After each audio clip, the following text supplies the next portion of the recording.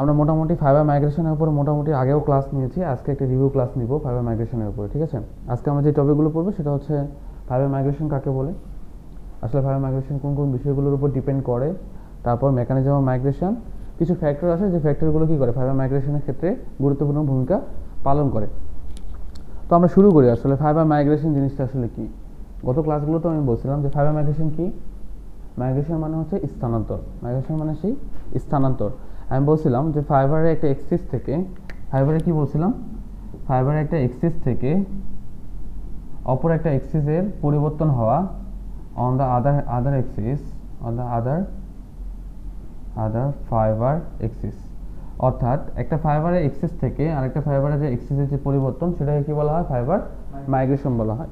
এই মাইগ্রেশনটা কিভাবে ঘটে, আমরা যখন টেক্সটাইলের শুরু করি, টেক্সটাইলের মধ্যে কয়টা পার্ট, চারটা পার্ট আমরা জানি। একটা হচ্ছে কি ইয়ার্ন, 2 নম্বরটা হচ্ছে ফেব্রিক, 3 নম্বরটা হচ্ছে ওয়েট, আর একটা কি অ্যাপারেল, তাই না? চারটা মেইন পার্ট আছে।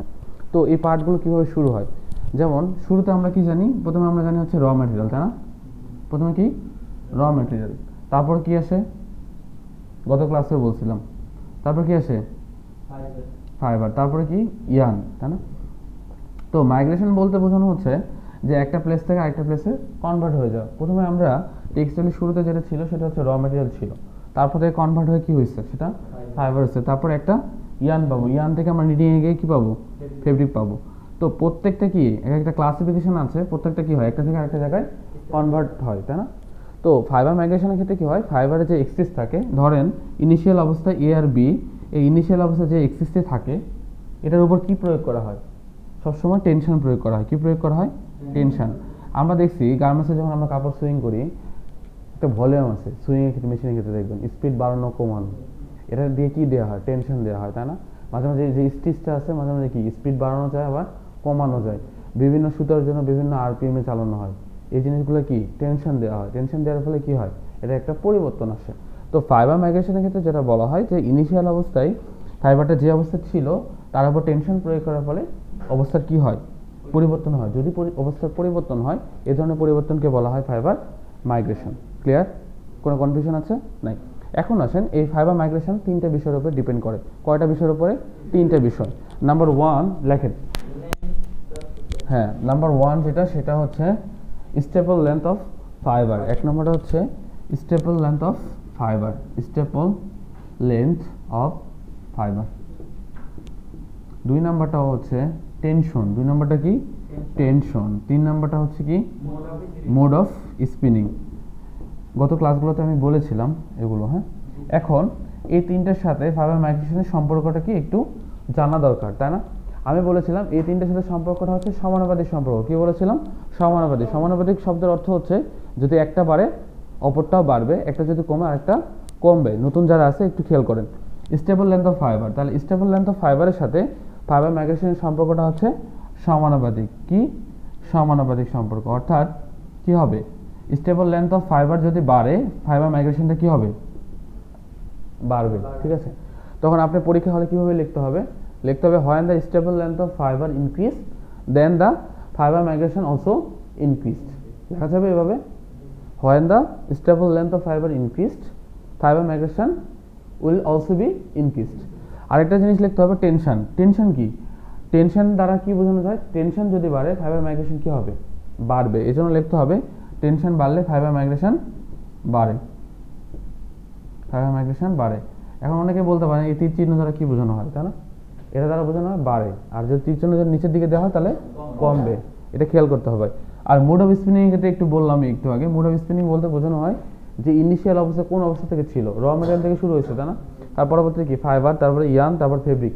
এভাবে কন্টিনিউয়াসভাবে আমরা কি করি, একটা কাপড় তৈরি করি এবং সেটা কি করি, প্যাকিং করে ডেলিভারি দিই, তাই না? শিপমেন্ট করি। এই পুরো জিনিসটা হচ্ছে মোড অফ স্পিনিং। স্পিনিং আরেকটা নাম আছে, আমরা মাঝে মাঝে বলি যারা ইয়ার্নে চাকরি করে তারা কি বলা হয়, স্পিনিং। মাঝে মাঝে এখান থেকে পরীক্ষায় আসে যে স্পিনিং কি, ডিফাইন স্পিনিং। তাহলে আমরা কি বলবো, স্পিনিং কাকে বলে? স্পিনিং বলতে আমরা কি বুঝাই, ইয়ার্ন। তাহলে স্পিনিং কাকে বলে, প্রশ্ন আসতে পারে না যে স্পিনিং আসলে কি। স্পিনিংটা হচ্ছে দ্য প্রসেস বাই হুইচ, লেখেন the process by which, the process by the process by which yarn is made from yarn is made from fiber, yarn is made from fiber is called spinning, is called spinning, হ্যাঁ মনে থাকবে, is called spinning। অর্থাৎ যে পদ্ধতিতে fibre থেকে yarn তৈরি করা হয় তাকে কি বলা হয়, স্পিনিং বলা হয়। তাহলে আমরা জানলাম মোটামুটি যে ফাইবার মাইগ্রেশন মেইনলি তিনটা জিনিসের উপর ডিপেন্ড করে। নাম্বার 1 হচ্ছে stable length of fibre, number 2 হচ্ছে টেনশন, আর নাম্বার 3 হচ্ছে মুড অফ স্পিনিং। এখানকার মধ্যে আবার একটা জিনিস জানলাম যে স্টেবল লেন্থ যদি বাড়ে তাহলে কি হবে, ফাইবার মাইগ্রেশনটা বাড়বে, টেনশন বাড়লে ফাইবার মাইগ্রেশন বাড়বে। আর মুড অফ স্পিনিং এটা আরেকটা গুরুত্বপূর্ণ পয়েন্ট বললাম যে স্পিনিংটা কাকে বলে। স্পিনিং বলতে সবসময় মনে রাখতে হবে আমরা ইয়ার্ন সেকশনকে বোঝাই। কোন সেকশনকে বোঝাই, ইয়ার্ন সেকশনকে বোঝাই। তাহলে স্পিনিংটা কাকে বলে, কাকে বলছি সেটা হচ্ছে the process by which yarn is made from fibre, yarn is made from fibre is called spinning. Clear? কোন সমস্যা আছে নতুন যারা আছেন? ওকে, এখন আসেন মেকানিজম অফ মাইগ্রেশন।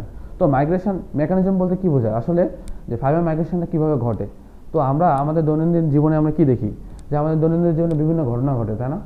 তো আজকে যেমন আমরা যখন ক্যাম্পাসে আসছি কি বৃষ্টি বাধা পেরিয়ে আমরা ক্যাম্পাসে আসছি, তাই না? তো ফাইবার মাইগ্রেশনটা যে এমনি এমনি আসে এমনটাও কিন্তু নয়। তো বিজ্ঞানী মর্টন নামে একজন বিজ্ঞানী আছেন। কি বিজ্ঞানী? মর্টন নামে একজন বিজ্ঞানী আছেন। সেই বিজ্ঞানী প্রথমে বলেছিল যে যদি টেনশন বাড়ানো হয়, কি বাড়ানো হয়, টেনশন বাড়ানো হয়, তাহলে ফাইবার মাইগ্রেশনটা ঘটবে। ফাইবার মাইগ্রেশনটা কি হবে, ঘটবে। ফাইবার মাইগ্রেশন বলতে কি, একটা জায়গা থেকে আরেকটা জায়গায় স্থানান্তর হওয়া, পরিবর্তন হওয়া, তাই না? ধরেন নির্দিষ্ট একটা আরপিএম মেশিন চালানোর কথা, আপনি যদি নির্দিষ্ট আরপিএম এ কমে যদি আরপিএম মেশিনটা চালান সেক্ষেত্রে কি হওয়ার সম্ভাবনা আছে? হ্যাঁ, টেনশন খারাপ হলে কি হওয়ার সম্ভাবনা আছে? ধরেন আপনি একটা কাপড় তৈরি করতেছেন, কাপড়টা টেনশনটা হচ্ছে একটা নির্দিষ্ট মাত্রা, ধরেন 800 আরপিএম হওয়ার কথা, সেই আরপিএমটা 800 না দিয়ে আপনি 400 আরপিএম চালাচ্ছেন, তাহলে প্রোডাকশন হবে? নির্দিষ্ট একটা প্রোডাকশন তো আমরা দরকার। আমাদের কি যতগুলো টেক্সটাইল ইন্ডাস্ট্রি আছে সবসময় কি নির্ভর করে, যে প্রোডাকশন পার ডেতে প্রোডাকশন কত হয়েছে, মানে কি 1 মিনিটে বসে থাকা যাবে না। কারণ কি মাঝে মাঝে যখন ফ্লোরে সুতা থাকে না, কি হয়, মানে কি অবস্থাতে সৃষ্টি হয়, মানে বলার বাইরে, যে 1 মিনিট যদি বসে থাকে মেশিন তাহলে প্রোডাকশন কত কমে যায়, তাই না? এরকম হয়। এই জন্য প্রোডাকশন কমানো যাবে, নির্দিষ্ট আরপিএমে মেশিন সবসময় চালাতে হয়, সেই জিনিসগুলোর কথাই বলা হয়েছে। তো বিজ্ঞানী মর্টন যেটা বললো যে মেকানিজম অফ মাইগ্রেশনের ক্ষেত্রে বললো, প্রথমে বিজ্ঞানী মর্টন ধারণা করেছিলেন যে যদি কোনো একটা ফাইবারের উপর টেনশন প্রয়োগ করা হয় তাহলে এটার এক্সিসের পরিবর্তন হয়। যদি এক্সিসের পরিবর্তন হয় সেটাকে আমরা বলছি ফাইবার মাইগ্রেশন। ঠিক আছে? তো যদি কখনো পরীক্ষায় প্রশ্ন করা হয় right down the mechanism migration, তখন লিখতে হবে যে মর্টন নামে একজন বিজ্ঞানী ছিলেন, তিনি বলেছিলেন যদি কোনো একটা ফাইবারের উপরে টেনশন প্রয়োগ করা হয় তখন কি হবে, মাইগ্রেশনটা ঘটবে। যদি মাইগ্রেশনটা ঘটে তখনই কি হবে, সেটাকে আমরা কি বলছি, ফাইবার মাইগ্রেশন। ঠিক আছে? এখন আসেন which factor effect the migration. কী কী ফ্যাক্টর আছে যে ফ্যাক্টরগুলো মাইগ্রেশনের জন্য দায়ী? নাম্বার 1 হচ্ছে স্টেবল লেন্থ অফ ফাইবার। এখন আসেন আরেকটা জিনিস হলো, গত ক্লাসগুলোতেও পড়েছি যে স্টেবল লেন্থ কি। কি বলছিলাম, স্টেবল লেন্থ কাকে বলে বলছিলাম? একটা ফাইবারের যেটা একটা তন্তু আছে, আঁশের দৈর্ঘ্যটা রাইট।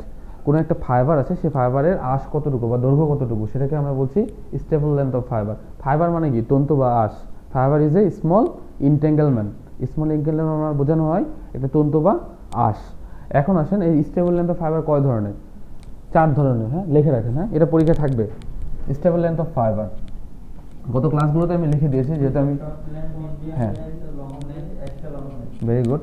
4 ধরনের। হ্যাঁ, কয় ধরনের? 4 types of staple length. 4 types of staple length. 4 types of staple length. Staple length. একটা হচ্ছে বলছিলাম হচ্ছে, এক নাম্বারটা হচ্ছে শর্ট লেন্থ, একটা হচ্ছে শর্ট লেন্থ, 2 নাম্বারটা হচ্ছে মিডিয়াম লেন্থ, 2 নাম্বারটা হচ্ছে মিডিয়াম লেন্থ, 3 নাম্বারটা হচ্ছে লং লেন্থ, আর একটা হচ্ছে 4 নাম্বার হচ্ছে extra long staple length. Clear? এখন আসেন প্রত্যেকটা শর্ট লেন্থের আমি একটু বলছিলাম stable length of fibre with classification and measurement. হ্যাঁ, এখানে আরেকটা জিনিস লেখা রাখেন, অ্যান্ড মেজারমেন্ট কীভাবে মেজার করা হয়। যদি তাহলে শর্ট লেন্থের মেজারমেন্টটা কী হবে, শর্ট লেন্থের মেজারমেন্ট হবে লেস দেন 25 মিলিমিটার। যে সকল ফাইবারের কি ওয়েট লেস দেন 25 মিলিমিটার। আরেকটা জিনিস বলেছিলাম সেটা হচ্ছে কি স্টেবল লেন্থ অফ ফাইবারকে কি দিয়ে মেজারমেন্ট করা হয় সবসময়? মিলিমিটার। এই তো ভেরি গুড, যারা ক্লাস করছে সবাই পারতেছে। মিলিমিটার দিয়ে সবসময় ইন্টারন্যাশনালি কি করা হয়? মেজার করা হয়। যেহেতু 4টা ক্লাসিফিকেশন আছে আমরা একটু দেখি। শর্ট লেন্থের ক্ষেত্রে বলছিলাম লেস দেন 25 মিলিমিটার। যে সকল ফাইবারের লেন্থ লেস দেন 25 মিলিমিটার সেটাকে বলা হয় শর্ট লেন্থ। মিডিয়াম লেন্থের ক্ষেত্রে বললে কি হয়, কি বলছিলাম? 25 মিলিমিটার থেকে 30 মিলিমিটার, সেগুলোকে বলা হয় মিডিয়াম লেন্থ। লং কোনটা বলেছিলাম? 30 মিলিমিটার থেকে 37 মিলিমিটার। আর এক্সট্রা লং মিলিমিটার কোনগুলোকে বলছিলাম? Over 37 millimetre. এগুলো কিন্তু পরীক্ষার জন্য খুবই গুরুত্বপূর্ণ। যে staple length of fibre, write down the classification of staple length of fibre with their measurement. তাহলে সুন্দর মতো লিখতে হবে 4টা: short length, medium length, long, আর একটা হচ্ছে এক্সট্রা লং। শর্ট লেন্থের ক্ষেত্রে মেজারমেন্ট কি? Less than 25 millimetre. মিডিয়ামের ক্ষেত্রে 25 থেকে 30 মিলিমিটার। লং এর ক্ষেত্রে হচ্ছে 30 থেকে 37 মিলিমিটার। আর এক্সট্রা লং এর ক্ষেত্রে ওভার 37 মিলিমিটার। ক্লিয়ার? পারা যাবে? এখন আসেন আরেকটা গুরুত্বপূর্ণ টপিক, সেটা হচ্ছে ফাইবার ফাইননেস। ফাইননেস বলতে আমি কি বলছিলাম ক্লাসে? কারো ধারণা আছে ফাইননেস কি? ফাইননেস মানে কি? ফাইননেস মানে কোন একটা সুতা কতটুকু চিকন সেটাকে বলা হয় ফাইননেস, তাই না? কি বলছিলাম? কোন একটা সুতা কতটুকু চিকন সেটাকে কি বলা হয়? ফাইননেস। আরেকটা আছে কি আছে? কোর্সনেস, তাই না? এটা মানে কি? এটা হলো মোটা। সুতার দুই ধরনের কাউন্ট আমরা দুই ধরনের, একটা হচ্ছে ফাইনার আর একটা হচ্ছে কোর্সনেস। কোর্স আর একটা হলো সঙ্গে বলা হয় একটা কোর্স আর একটা বলা হয় ফাইনার। ঠিক আছে? ফাইনার মানে হচ্ছে চিকন সুতা, কোর্স মানে হচ্ছে মোটা। তো দুইটা ফ্যাক্টর গুরুত্বপূর্ণ, দুইটা ফ্যাক্টর কি কি বললাম? স্টেবল লেন্থ অফ ফাইবার, একটা হচ্ছে ফাইননেস। এই দুটো ফ্যাক্টর খুবই গুরুত্বপূর্ণ ভূমিকা পালন করে ফাইবার মাইগ্রেশনে। ক্লিয়ার? এই জিনিসগুলো পুরোপুরি বুঝছেন। এখন আসেন ডাইইলেকট্রিক প্রপার্টিজ নিয়ে একটু আলোচনা করি। ডাইইলেকট্রিক প্রপার্টিজ আসলে কি? কারো ধারণা আছে ডাইইলেকট্রিক কি? ডাইইলেকট্রিক জিনিসটা আসলে কি? নাম শুনেছি আমরা কখনো? ডাইইলেকট্রিসিটি।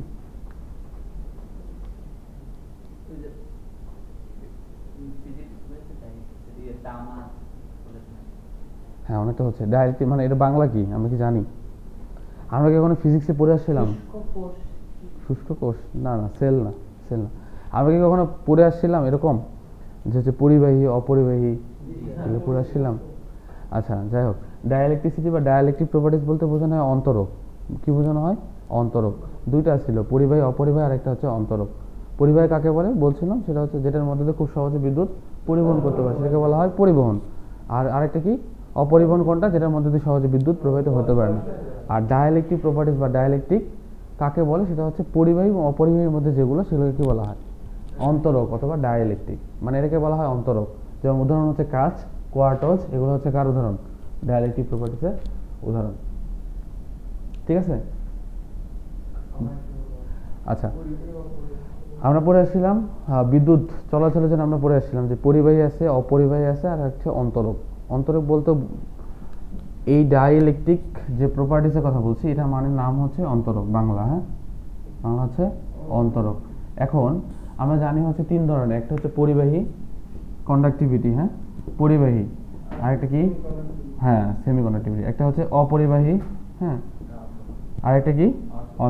মানে কন্ডাক্টিভিটি মানে হচ্ছে পরিবাহী, সেমি কন্ডাক্টর অপরিবাহী। এখন হচ্ছে পরিবাহী মানে আমরা বলছিলাম যেটার মধ্যে দিয়ে খুব সহজে বিদ্যুৎ পাস করতে পারে সেটা হচ্ছে পরিবাহী। অপরিবাহী মানে হচ্ছে যেটার মধ্যে দিয়ে খুব সহজে বিদ্যুৎ যাইতে পারে না, এটা আমরা জানি। এখন এই পরিবাহী এবং অপরিবাহীর মাঝখানে যেটা সেটাকে বলা হয় ডাইইলেকট্রিক বা অন্তরক বলা হয়। ঠিক আছে? এটা হচ্ছে ডাইইলেকট্রিক প্রপার্টিস। হ্যাঁ, অর্ধপরিবাহী বলেছে, ডাইইলেকট্রিক অন্তরক। ঠিক আছে, বুঝা গেছে এবার? তো আগামী ক্লাসে আমরা ডাইইলেকট্রিক প্রপার্টিসের থেকে আমরা শুরু করব, টাইপস অফ ডাইইলেকট্রিক্স কী কী ফ্যাক্টর ডিপেন্ড করে, তার উপরে আমরা আরও কিছু, তোমরা এই টার্মগুলো একটু ভালো করে পড়ে আসবা। রেজোনেন্স কি? রেজোনেন্স, রেজোনেন্স কি আসলে? তারপর আমরা রেজোনেন্স সম্পর্কে একটু পড়ে আসতে হবে, হ্যাঁ। তারপর ইলেকট্রিসিটি, ইলেকট্রিসিটি, ইলেকট্রিসিটি। তারপর পড়ে আসতে হবে জেনারেটর, জেনারেটর, জেনারেটর। আরেকটা জিনিস পড়তে হবে সেটা হচ্ছে মোটর, সেটা হচ্ছে কি? মোটর। এই চারটা জিনিস সম্পর্কে একটু ধারণা রাখতে হবে, হ্যাঁ। এই জিনিসগুলো যদি আমরা জানি তাহলে নেক্সট ক্লাস থেকে আমরা পড়াশোনা ভালোভাবে শুরু করতে পারবো। ধারণা না থাকলে কিন্তু পড়ানো একটু ডিফিকাল্ট। সবার জন্য। এই জন্য নেক্সট ক্লাসে রেজোনেন্স সম্পর্কে একটু ধারণা রাখতে হবে, ইলেকট্রিসিটি সম্পর্কে ধারণা রাখতে হবে, জেনারেটর এবং মোটর সম্পর্কে আমরা ভালো করে পড়ে আসবো। তো নেক্সট যে টপিকগুলো আমরা পড়াবো সেগুলো এখান থেকে খুব সহজে বোঝা যাবে। ক্লিয়ার? আজকে তাহলে এই পর্যন্তই। হ্যাঁ, ঠিক আছে, এগুলো একটু তুলে নাও। ঠিক আছে, আল্লাহ হাফিজ।